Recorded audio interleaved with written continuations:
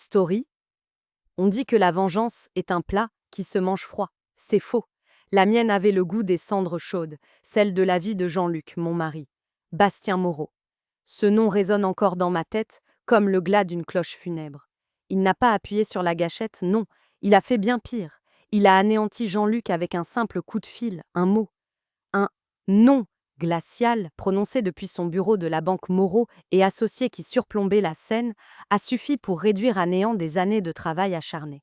Jean-Luc avait mis toute son âme dans ce projet de réseau de restaurants. Bastien lui avait fait des promesses, lui avait servi des sourires complices lors de dîners d'affaires. Et puis, il a retiré le tapis sous ses pieds. L'accident vasculaire cérébral l'a emporté une semaine plus tard. Il est mort à l'hôpital Cochin, loin de l'odeur réconfortante du pain chaud de ses cuisines. Bastien Moreau n'a même pas envoyé de fleurs. Pendant des mois, j'ai erré comme un fantôme. Puis, la douleur s'est transformée en une rage froide, méthodique. Je ne voulais ni de sa pitié, ni de son argent. Je voulais son monde. Une petite annonce pour un assistant personnel de maison fut mon invitation. Il fallait devenir une autre femme. J'ai utilisé l'argent de l'assurance vie de Jean-Luc pour acheter une nouvelle identité. Mon CV et mes références étaient une œuvre d'art de la contrefaçon, achetée à prix d'or auprès d'un service si discret qu'il n'avait pas de nom. Mes années passées à gérer la salle de nos restaurants, à lire les clients avant même qu'ils ne parlent, m'avaient préparé à jouer le plus grand rôle de ma vie. Je suis devenue Julie Martin, la candidate parfaite pour orchestrer la chute de la maison Moreau. Hélène Moreau m'a reçue dans leur immense salon. Élégante mais lasse, elle voulait quelqu'un pour gérer le quotidien qu'elle ne voulait plus voir. Bastien insiste toujours pour une vérification de sécurité complète, mais entre nous, j'en ai assez de sa paranoïa. J'ai besoin de quelqu'un maintenant, m'a-t-elle avoué, comme un petit acte de rébellion. Le poste était à moi. Je suis devenue une ombre dans leur appartement près de la tour Eiffel. Bastien est rentré tard, m'a à peine jeté un regard comme si j'étais un nouveau lampadaire. Cette arrogance a ravivé ma haine. Il ne me voyait pas, et c'était là ma plus grande force. Puis, il y a eu Théo, le fils d'une vingtaine d'années.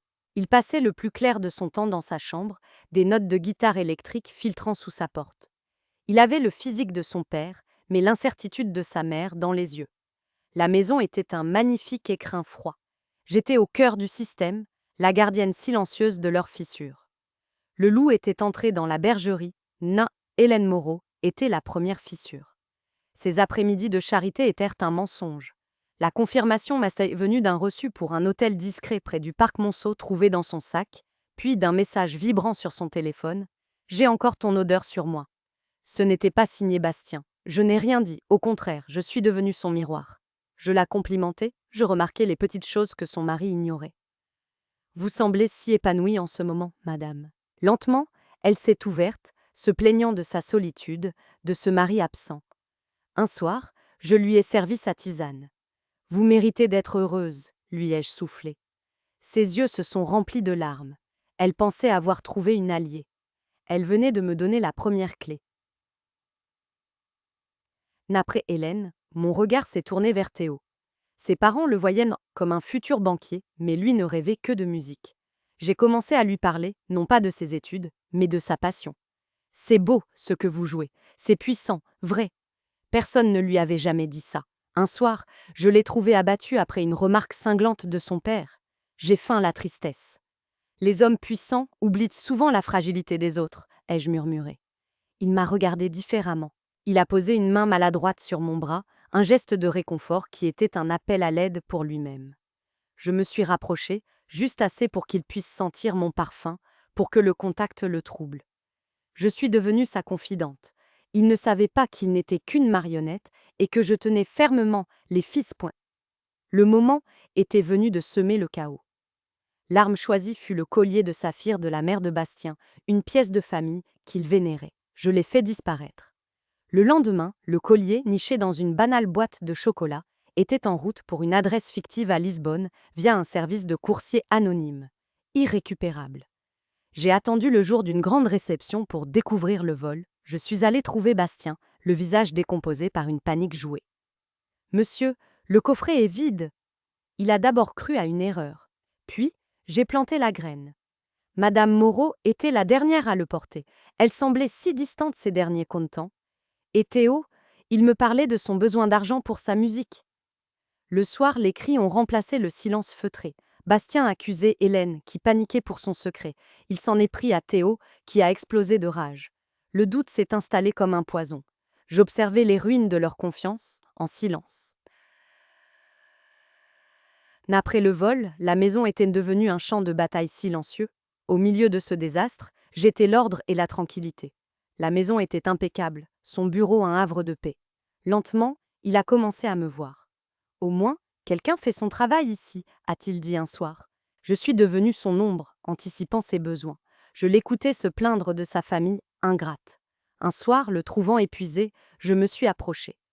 Laissez-moi, ai-je murmuré, en posant doucement mes mains sur ses épaules tendues. Il a sursauté, puis s'est laissé faire. Mes doigts ont travaillé ses muscles noués, un geste à la fois professionnel et terriblement intime.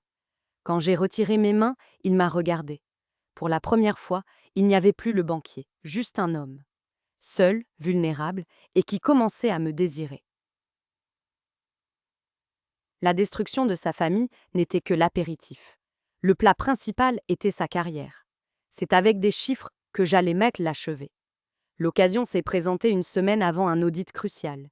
Grâce à un contact, un ancien analyste licencié par Moreau, j'avais obtenu le poison, une version antérieure d'un rapport financier aux chiffres catastrophiques que Bastien avait maquillé. Un soir, exténué, il m'a tendu sa clé USB sécurisée. Julie, assurez-vous que la version finale de ce rapport est prête pour ma présentation demain. Tout doit être parfait. Il me faisait une confiance aveugle. Dans le silence de son bureau, j'ai inséré la clé dans l'ordinateur. D'un simple glisser-déposer, j'ai remplacé le fichier Rapport Audit Final, PPTX, par ma version toxique, un cheval de 3 numériques. Le lendemain matin, il était pressé. Ma clé est prête a-t-il demandé. Oui, monsieur, tout est prêt, ai-je répondu d'une voix neutre. Il l'a saisie sans vérifier et est parti, droit vers sa propre exécution professionnelle. Je n'ai pas eu besoin de lire les nouvelles. Son visage, quand il est rentré ce soir-là, était plus éloquent que n'importe quel article. Il s'est effondré dans un fauteuil, vide, la chute a été rapide. Hélène est partie le lendemain matin. Tu as tout gâché, Bastien. Théo a suivi dans l'après-midi, après une dernière dispute. La porte s'est refermée sur un silence de mort. Il ne restait que lui, et moi. Ce soir-là, je lui ai servi son dîner, une assiette solitaire. Il m'a regardé, les yeux hagards. Pourquoi restez-vous a-t-il demandé d'une voix rauque. Je me suis approchée. Parce que le travail n'est pas terminé, ai-je dit. Il a froncé les sourcils. J'ai ajouté, détachant chaque mot, Jean-Luc Pelletier. Il vous avait présenté son projet de restaurant, le goût du partage. Vous lui avez servi des promesses à dîner juste avant de le détruire. Le nom, le détail ont fait leur chemin dans sa mémoire brisée. L'horreur a remplacé la défaite. Il a enfin vu, pas Julie l'assistante, mais la femme de Jean-Luc, la veuve qu'il avait ignorée. C'est vous, a-t-il soufflé. J'ai hoché la tête. Vous avez fait de ma maison un tombeau, j'ai simplement rendu l'appareil, profitez de votre solitude, c'est tout ce qu'il vous reste.